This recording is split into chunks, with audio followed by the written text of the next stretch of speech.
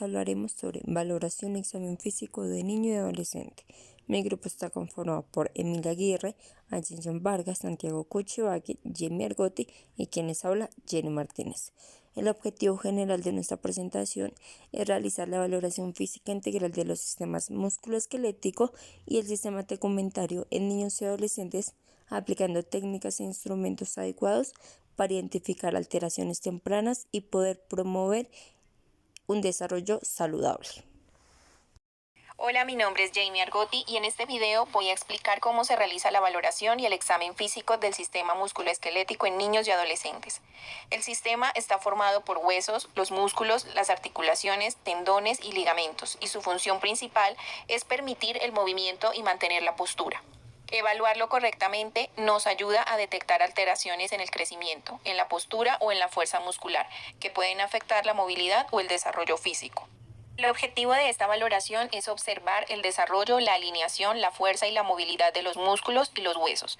Durante el examen buscamos signos de dolor, inflamación, limitación funcional o deformidades que puedan indicar problemas como displasia de cadera, pie plano, escoliosis o alteraciones del crecimiento óseo. Comenzamos con la inspección, observando al niño o adolescente primero de pie, luego en movimiento y finalmente acostado.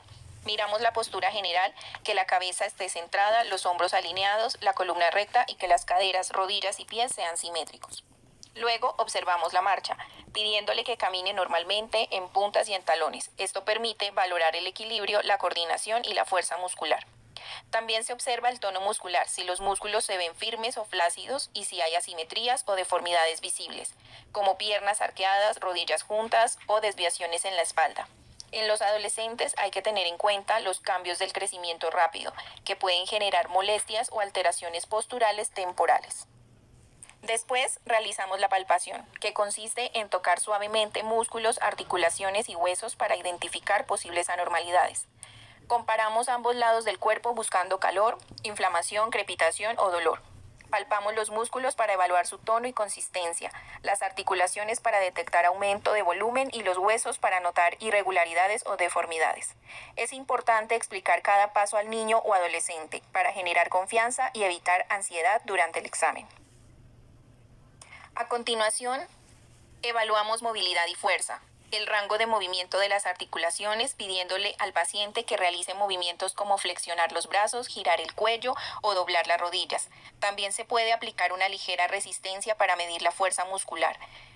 En adolescentes, esta parte es esencial para identificar desequilibrios entre fuerza y flexibilidad, especialmente a quienes practican deportes. En bebés y niños pequeños se pueden usar pruebas específicas como la maniobra de Ortolani y Barlow para detectar displasia de cadera. En escolares y adolescentes, la prueba de Adams, en la que el niño se inclina hacia adelante, ayuda a identificar escoliosis.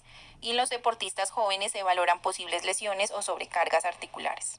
La valoración musculoesquelética en niños y adolescentes nos permite detectar de forma temprana alteraciones del desarrollo, de la postura y del movimiento. Como profesionales de enfermería, nuestra labor es observar, educar y orientar a las familias para promover un crecimiento saludable y prevenir complicaciones a futuro. Continuamos con el sistema tegumentario. El sistema tegumentario está conformado por piel, cabello, uñas y mucosas, las cuales protegen el cuerpo de las agresiones externas, regulan la temperatura y permiten la percepción sensorial. Su valoración nos permite detectar signos de alteración dermatológicos, infecciosos, metabólicos o nutricionales. Iniciamos con la piel. ¿Qué valoramos dentro de la piel? La coloración. Se observa en zonas visibles como la cara, tórax, mucosas, palmas de las manos y plantas de los pies. Debe ser un color rosado uniforme. Dentro de las alteraciones encontramos palidez, que haría referencia a una anemia, una cianosis a una oxigenación deficiente, una ictericia a enfermedades hepáticas o biliares, un eritema como proceso inflamatorio o fiebre, y lo realizamos bajo la observación de la luz natural. Presionamos levemente la piel y soltamos para ver el retorno capilar, que es aproximadamente 2 segundos. Valoramos también lo que es la textura y el grosor. Normal debe ser una piel lisa, suave, sin irregularidades. Dentro de las alteraciones encontramos una piel seca, una piel que hace referencia a un hipotiroidismo, una piel fina y frágil que haría referencia a un síndrome de Cushing. Dentro de la temperatura la evaluamos en el contorno del dorso de la mano. Debe ser tibia, homogénea. Dentro de las alteraciones encontramos una piel bastante fría que haría referencia a una vasoconstricción o un shock. caliente, que puede hacer referencia a fiebre o inflamación local. También evaluamos la parte de la humedad, que puede estar ligeramente húmeda. Dentro de las alteraciones encontramos la sudoración excesiva, que nos haría referencia a una fiebre o un problema de hipotiroidismo, la sequedad a una deshidratación. Valoramos la turgencia o elasticidad mediante la maniobra de pinzar suavemente la piel del abdomen o el dorso de la mano. De manera normal debe ser que la piel regrese de manera inmediata, y dentro de las alteraciones encontramos una deshidratación en un retorno lento. Dentro de las lesiones podemos describir el tipo, la forma, color, tamaño y distribución. Las más comunes que encontramos son las máculas, que son las manchas planas, las pápulas, que son las elevaciones pequeñas, las vesículas, ampollas con líquidos, las costras, úlceras o cicatrices. También valoramos el cabello. Vamos a valorar lo que es la cantidad y la distribución. Observamos el crecimiento, que debe ser uniforme y simétrico. Dentro de las alteraciones podemos encontrar alopecia de manera focal o difusa. Podemos encontrar un hirsutismo, que es el exceso de vello en las niñas. Valoramos la textura y el brillo, que debe ser suave y brillante. Dentro de las alteraciones podemos encontrar un cabello seco, quebradizo y sin brillo debido a una mala nutrición o un hipotiroidismo. Dentro de la higiene y la presencia de parásitos, podemos buscar liendres o piojos, que se llamaría una pediculosis, y podemos revisar el cuero cabelludo en busca de lesiones o descamaciones, que lo llamaríamos una dermatitis seborreica. En la parte de las uñas valoramos el color y la forma. Deben ser rosadas, convexas y lisas.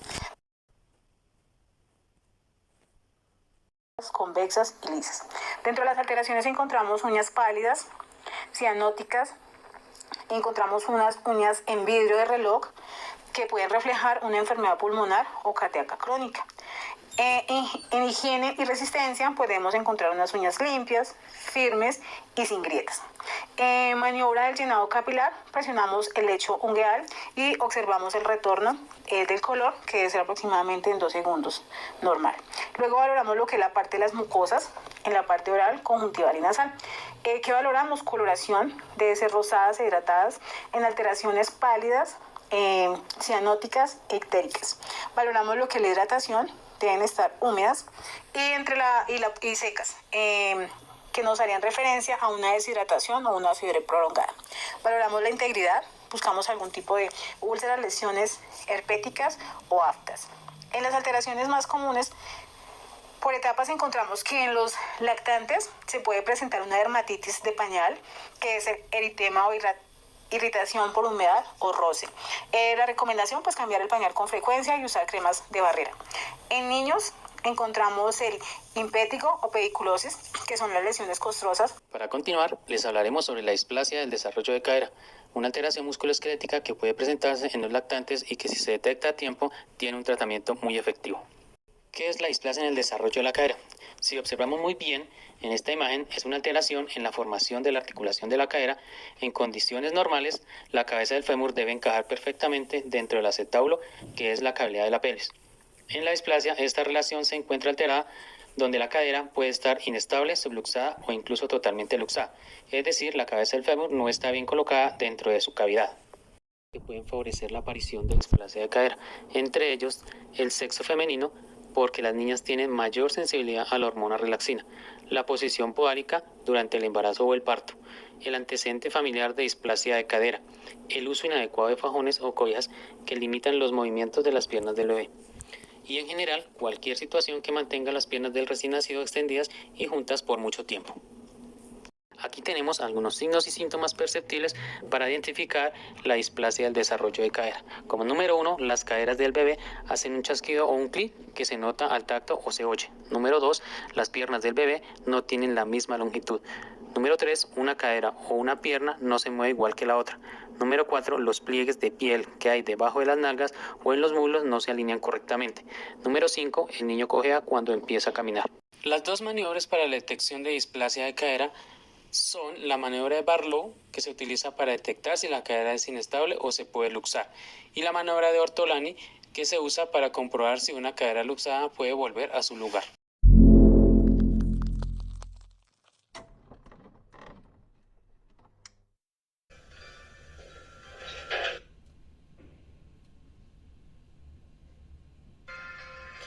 Es una maniobra utilizada para identificar una cadera inestable. Se realiza con el examinador en un extremo de la camilla, cara a cara con el bebé. Una mano estabiliza la pelvis, mientras la otra sostiene la rodilla y flexiona la cadera, formando un ángulo de 90 grados. Los dedos del examinador deben colocarse por encima del trocánter mayor y abducir la cadera de 10 a 20 grados, aplicando una ligera presión suave pero firmemente. Generalmente se detecta un pequeño movimiento en la cadera del recién nacido, el mismo que desaparecerá luego de unas pocas semanas. Si la inestabilidad sigue presente, se sentirá una sensación de rozamiento debido a que la cabeza del fémur se monta sobre el borde del acetábulo. Los dedos posicionados sobre el trocánter mayor sienten cómo la cadera se lateraliza, mientras esto sucede, lo cual indica una subluxación de la cadera. Si la cadera está dislocada, la sensación de rozamiento está presente, seguida por la pérdida de la resistencia, debido a que la cabeza del fémur se desplaza del acetábulo. Esta dislocación puede ser confirmada si se retira la presión ejercida o mediante la maniobra de Ortolani. El test de Barlow debe ser repetido varias veces en cada lado para asegurar que está siendo ejecutado en un niño relajado. Se usa para reducir la cadera dislocada. Nuevamente el examinador se colocará en el extremo de la camilla para flexionar ambas piernas y caderas del niño hasta los 90 grados. El pulgar sostiene la parte interna de la rodilla, mientras el segundo y tercer dedo se colocan sobre el trocánter mayor, abduciendo la cadera ligeramente. Estos dedos intentan introducir la cabeza dislocada del fémur dentro del acetábulo. Si este test es positivo, el examinador sentirá un clank, porque la cadera se reduce. Si después de la pierna se abduce, la cadera se dislocará nuevamente. A continuación, hablaremos de los signos vitales pediátricos. Los signos vitales reflejan el estado fisiológico del organismo. Esto incluye la frecuencia cardíaca, frecuencia respiratoria, temperatura corporal, presión arterial, saturación de oxígeno y la valoración del dolor. Ahora hablaremos de unas recomendaciones generales. Realizar higiene de manos, explicar el procedimiento al niño y al acudiente, asegurar un ambiente tranquilo y cálido, registrar hora, valores y observaciones tomadas y repetir la toma si hay valores anormales o inconsistentes. Ahora hablaremos sobre los instrumentos empleados para la toma de los signos vitales, haciendo énfasis en la técnica para la toma. Estos permiten medir y evaluar el estado general de la salud del bebé. Para la frecuencia cardíaca se utiliza un reloj y un fonendoscopio. Con ello se observa o se escucha cómo respira el bebé, contando cuántas veces respira por minuto y evaluando si las respiraciones son regulares, profundas o simétricas. La temperatura corporal se mide con un termómetro digital, preferiblemente por la axila, ya que es más seguro y se puede hacerlo por vía rectal, especialmente en niños. La frecuencia cardíaca o pulso se evalúa con un fonendoscopio y un reloj, ya sea palpando el pulso en la muñeca, escuchando los latidos del corazón en el pecho, ya que esto permite saber cuántas veces late el corazón por minuto y si el ritmo es regular. Para la presión arterial se utiliza un monitor pediátrico, ya que es importante escoger un brazalete del tamaño adecuado que tenga un ancho equivalente al 40% del bebé para obtener una medición correcta. La saturación de oxígeno se mide con un oxímetro de pulso, el cual se coloca en el dedo, el lóbulo de la oreja, la palma de la mano o la planta del pie en bebés. Este instrumento se indica el porcentaje de oxígeno que transporta la sangre. Y por último, el dolor se evalúa mediante diferentes escalas, como es EVA, que se selecciona según la edad y compresión del paciente. La escala FLAC se utiliza en niños pequeños o personas que no pueden comunicarse, observando el comportamiento. También encontramos la escala de von Baker, que utiliza caritas para que estas representen distintos niveles del dolor, y que la EVA consiste en una línea de 0 a 10, donde la persona indica la intensidad del dolor. Valores de referencia según la edad del niño y del adolescente. El crecimiento y el desarrollo infantil implican numerosos cambios fisiológicos. Los valores normales de los signos vitales varían según la edad, ya que los sistemas cardiovascular, respiratorio y neurológico maduran progresivamente. Conocer estos valores permiten valorar el estado hemodinámico, detectar alteraciones y actuar oportunamente. Frecuencia cardíaca. La frecuencia cardíaca es el número de latidos por minuto, indica la actividad del corazón y refleja el gasto cardíaco y el metabolismo del organismo. Los valores de referencia según su edad es del recién nacido de 0 a 28 días, la frecuencia cardíaca es 100 a 180 latidos por minuto. De 1 a 12 meses es de 100 a 160 latidos por minuto. De 1 a 2 años de 90 a 150 latidos. De 3 a 5 años de 80 a 140 latidos por minuto. De 6 a 11 años de 75 a 120 latidos por minuto. Y en adolescente de 12 a 18 años de 60 a 100 latidos por minuto. En el recién nacido y el lactante, el corazón es pequeño y necesita latir más rápido para mantener un gasto cardíaco adecuado. A medida que el niño crece, el corazón aumenta de su tamaño y eficiencia, por lo que la frecuencia cardíaca disminuye progresivamente. Uno de los factores como la fiebre, el llanto, el ejercicio o la ansiedad pueden elevar temporalmente los signos. Frecuencia respiratoria. Número de respiraciones por minuto evalúa lo que es la función respiratoria y la eficiencia del intercambio gaseoso. Uno de los valores de referencia según su edad es de recién nacido de 0 a 28 días, su frecuencia respiratoria es de 30 a 60 respiratorios por minuto. Del lactante menor de 1 a 12 meses es de 30 a 50 respiraciones por minuto. Del niño de 1 a 2 años es de 25 a 40 respiraciones por minuto. De 3 a 5 años es de 22 a 34 respiraciones por minuto. De 6 a 11 años de 18 a 30 respiraciones por minuto. Y adolescentes de 12 a 18 años de 12 a 20 respiraciones por minuto. Los lactantes presentan respiración más rápido debido a que sus pulmones son pequeños, sus músculos respiratorios menos desarrollados y su demanda metabólica mayor. Durante el crecimiento, la frecuencia respiratoria desciende al aumentar la capacidad pulmonar y mejorar la eficiencia del intercambio gaseoso. Presión arterial. Es la fuerza que ejerce la sangre contra las paredes arteriales. Depende del volumen sanguíneo, resistencia vascular y fuerza contráctil del corazón. Tenemos los valores de referencia según su edad. El recién nacido de 60 a 90 de la presión arterial sistólica y de 30 a 60 de la presión diastólica en milímetros de mercurio. Tenemos con lo que es el lactante menor de 70 a 100 en la presión arterial y la presión diastólica de 50 a 65 milímetros de mercurio. El niño pequeño de 80 a 110 en sistólica y en diastólica de 50 a 70 milímetros de mercurio. En preescolar de 80 a 110 en la presión arterial y la presión diastólica de 60 a 80 milímetros de mercurio. Y en los adolescentes de 90 a 130 en la presión arterial y en la presión diastólica de 60 a 85 milímetros de mercurio. La presión arterial aumenta gradualmente con la edad, en relación con el crecimiento corporal, la maduración cardiovascular y el aumento de la resistencia periférica. En los lactantes es baja debido al pequeño tamaño del corazón y al bajo tono vascular. Temperatura corporal. Esto indica el equilibrio entre la producción y la pérdida de calor corporal. Uno de los valores normales está entre 36.0 y 37.5 grados centígrados. También depende de la hora del día, la actividad física y el método de la medición, que podría ser en la axila, oral o rectal. En los lactantes, la temperatura puede variar más por inmadurez en el control térmico. Los niños mayores y adolescentes mantienen mejor la termorregulación. Saturación de oxígeno. Es un porcentaje de la hemoglobina que transporta oxígeno en la sangre y se mide con un oxímetro de pulso. Los valores normales del recién nacido es del 90 a 94% de saturación. El recién nacido estable o lactante es mayor o igual al 95%. Y en niños y adolescentes es de 95 a 100% en la saturación. Durante las primeras horas de vida, la saturación puede ser ligeramente bajada debido a la transición de la circulación fetal a la neonatal. Después de la adaptación, los valores deben mantenerse por encima del 95% en aire ambiente.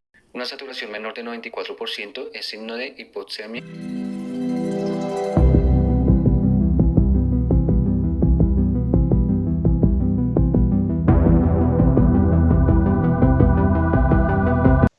Atención, mucha atención. Gracias por su atención. Y sigan en lo que están haciendo.